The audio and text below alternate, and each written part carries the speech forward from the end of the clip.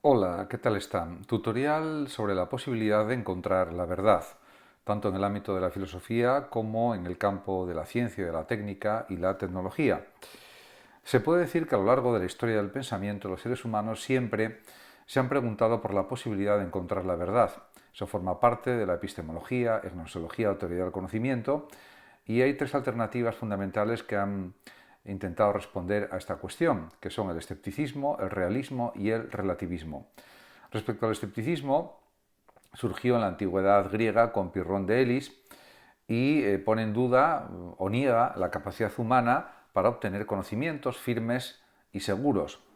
Lo máximo que puede conseguir un ser humano son opiniones más o menos probables desde esta perspectiva escéptica, pero nunca certezas indudables. Esta tendencia filosófica fue desarrollada por Pirrón de Elis, quien sostiene que el verdadero saber debe abstenerse de juzgar para poder alcanzar la imperturbabilidad o ataraxia del alma, que es la única y auténtica felicidad. No obstante, también hay que decir que el escepticismo también lo elaboró y desarrolló el sofista Gorgias de Leontini. En su libro sobre el no ser o de la naturaleza formula tres tesis o afirmaciones encadenadas, que son: nada es, si algo fuese sería incognoscible, si algo fuera y se pudiera conocer sería incomunicable. En cuanto al realismo, pues se puede definir como el conjunto de teorías que afirman la distinción ontológica entre el sujeto cognoscente y el objeto conocido, en la línea de que el objeto existe independientemente de la mente, tiene existencia propia y determina el pensamiento en el acto de conocer. Pueden distinguirse tres formas de realismo o tres corrientes del realismo. Por una parte está el denominado realismo ingenuo, que sostiene que percibimos los objetos de la realidad de una forma directa, las cosas son tal como se muestran a los sentidos y la percepción de la realidad, del significado de la realidad, no es una propiedad representativa del sujeto perceptor, sino una cualidad del objeto o de los objetos percibidos. En relación con el realismo absoluto, también se denomina en ocasiones realismo dogmático o dogmatismo. Afirma que la razón humana puede llegar a conocer la esencia de las cosas y por lo tanto el conocimiento puede alcanzar verdades absolutas e inmutables que no cambian. Y por último está el denominado realismo crítico, que sostiene que la verdad como conocimiento objetivo es un ideal hacia el que caminamos gracias al desarrollo y al avance de la ciencia.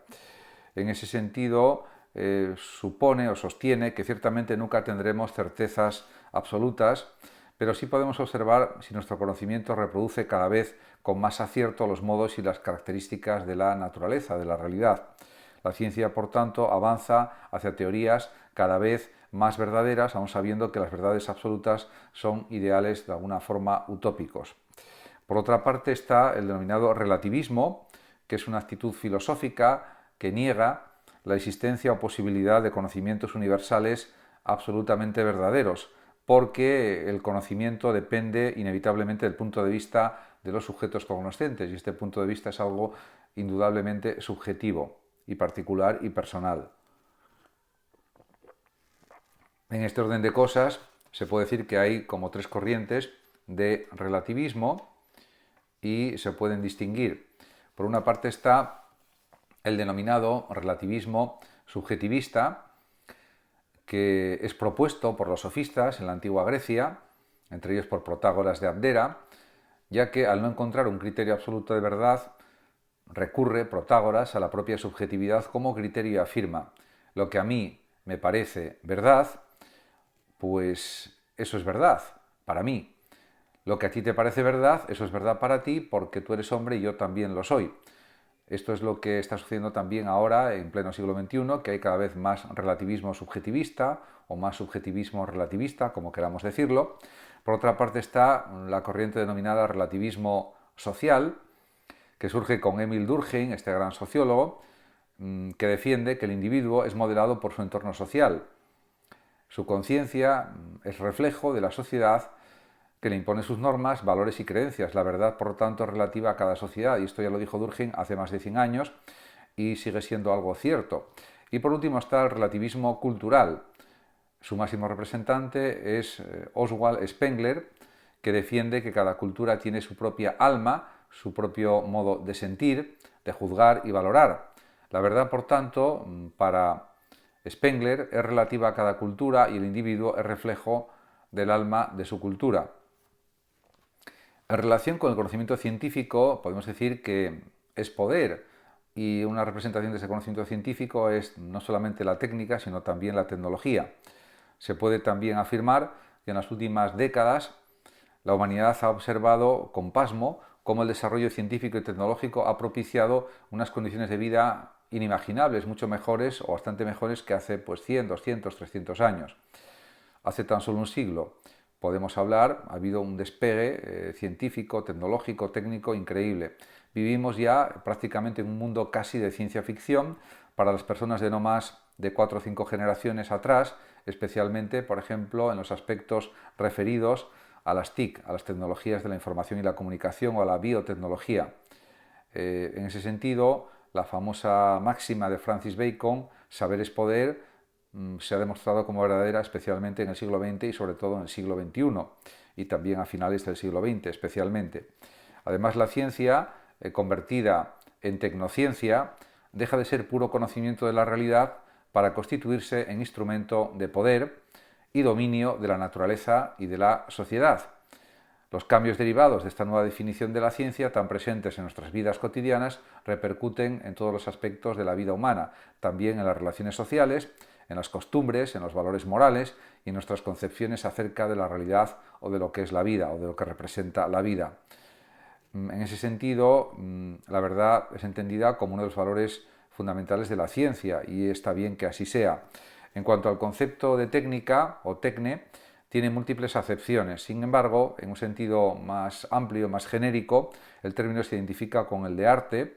En esta acepción, la técnica es todo conjunto de reglas adecuadas para conducir de forma eficaz una actividad cualquiera.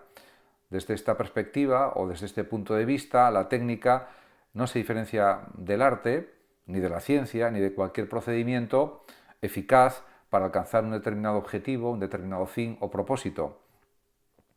En la actualidad se suele identificar técnica con tecnología, aunque no necesariamente son sinónimos. En sentido estricto, se puede afirmar que la tecnología es el conjunto de teorías y técnicas que hacen posible aprovechar de forma práctica el conocimiento científico. Podemos afirmar, por tanto, que toda tecnología es técnica y que se siguen unos procedimientos determinados para alcanzar un fin, pero no toda técnica es tecnología, pues no en todas las técnicas se aplican los desarrollos científicos. Además, también es verdad que existe una historia de las relaciones entre ciencia, técnica y sociedad. En nuestra sociedad actual observamos además una amplia, constante y extensiva interrelación entre ciencia, técnica y tecnología. En ese sentido, también asistimos a una creciente preocupación social por las consecuencias del desarrollo de ese entramado tecnocientífico. Estamos, por tanto, ante una situación compleja, paradójica, complicada, si queremos. También es verdad que en la antigüedad se consideraba a la ciencia o saber teórico como una actividad claramente separada de la técnica. Por otra parte, se estimaba también que tanto la ciencia como la técnica debían estar supeditadas a la acción social. En ese aspecto, en la antigüedad clásica, por ejemplo, ya Aristóteles hablaba del conocimiento teórico o contemplativo y no solamente el instrumental. También es verdad que en la antigüedad se concedía mayor importancia a la teoría matemática, especialmente a la geometría. No en vano, el propio Platón decía que no entrara en su academia, en su universidad, ninguna persona que no supiera matemática o geometría. En ese sentido, durante la Edad Media también es verdad que comienza a aparecer entre ciencia y técnica alguna interacción puntual, pero ambas están supeditadas o subordinadas a los designios del poder eclesial, del poder de la Iglesia. Ya en la época moderna, en el Renacimiento, comenzará a agrietarse definitivamente el muro que separaba la ciencia de la técnica. Esta ruptura supondrá además que la ciencia y la técnica caminarán de la mano y se beneficiarán de su mutua influencia y que intentarán librarse del control político o religioso. Los inventos de Leonardo da Vinci, la filosofía de Francis Bacon y el célebre caso de Galileo son síntomas de esta nueva perspectiva. La ciencia además recibirá un fuerte empuje por el estrecho contacto con la técnica. Gracias al telescopio, la humanidad abre los ojos a un nuevo espacio y encuentra los datos necesarios para justificar la hipótesis heliocéntrica de Copérnico frente a la teoría geocéntrica de Aristóteles y de Ptolomeo. Además, gracias al microscopio también, Leeuwenhoek descubrirá la existencia de organismos pequeñísimos, inimaginables, hasta entonces, glóbulos rojos, protozoos, espermatozoides, etc. Y la ciencia ya no se entenderá como un saber contemplativo, sino como un saber instrumental que interviene en la naturaleza. A partir de ese momento se puede decir que las actividades científicas y técnicas se independizarán claramente del poder político y religioso, separación, por tanto, que se agudizará en la Ilustración durante el siglo XVIII fundamentalmente y que concluirá con la teoría de los tres estados de la filosofía positivista Augusto Comte, que es la cima del optimismo científico y también técnico ilustrado.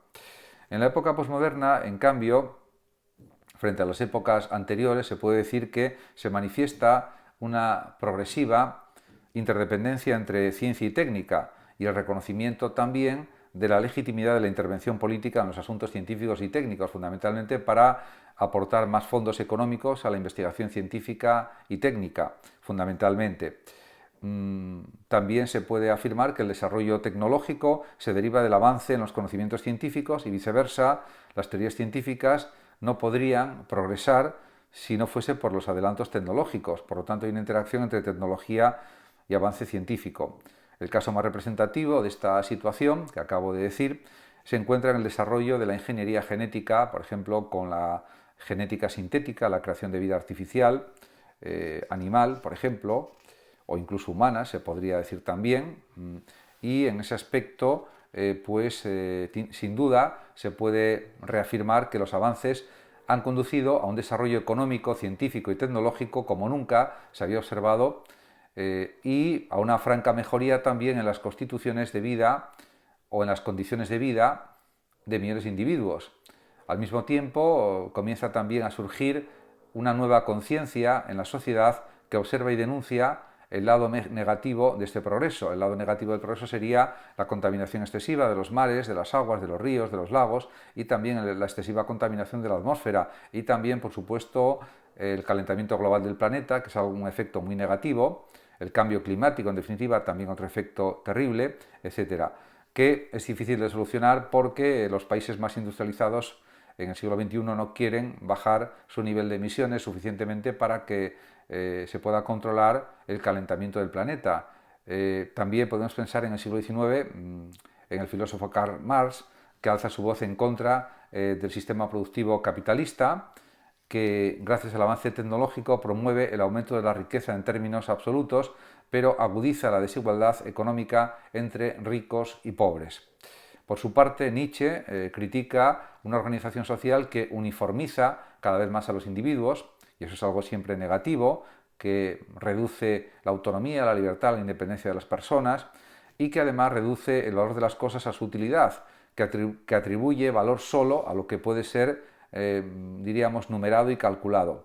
Como denuncia Nietzsche, ¿hasta qué punto es esto antiestético?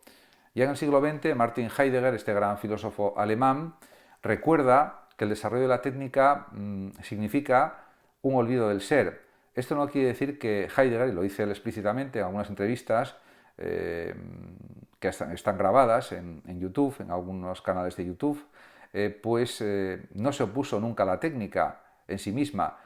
Sí se oponía a la manipulación del ser humano por parte de la técnica o de la tecnología. Por su parte, la Escuela de Frankfurt, por ejemplo, analizó también los mecanismos de la razón instrumental como base de la alienación o enajenación del ser humano en una sociedad cada vez más organizada bajo el criterio de la eficacia y de la eficiencia, añadiría yo. Y uno de sus más destacados representantes es Jürgen Habermas, que denuncia a la ciencia y a la tecnología como ideologías, ya que disfrazan la verdadera realidad al ser sistemas de creencias.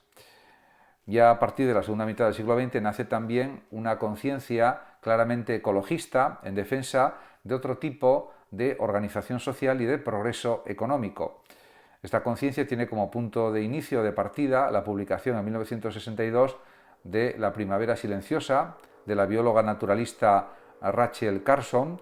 Ese mismo año también sale a la luz publicado La estructura de las revoluciones científicas, un gran libro de Thomas Kuhn, un gran historiador de la ciencia, y según Kuhn, según este físico e historiador, en la aceptación de una determinada teoría científica no intervienen solamente factores puramente teóricos y experimentales, como sería pensable de una forma más lógica, sino también factores ideológicos, culturales, sociales y políticos de la propia comunidad científica.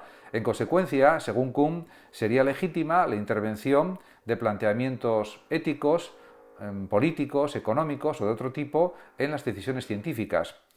Se abandona de esta manera la creencia ingenua de la época moderna que defendía la plena autonomía de la ciencia. La ciencia depende de intereses económicos, sociales, políticos, etc. Aunque, por supuesto, a mi juicio, lo esencial es que la ciencia tiene que dedicarse a buscar la verdad y a descubrir nuevos conocimientos, a crear nuevos conocimientos que sean verdaderos. Y esa es la función fundamental del conocimiento científico y tecnológico. Muchas gracias a todos por su atención y hasta mi próximo vídeo.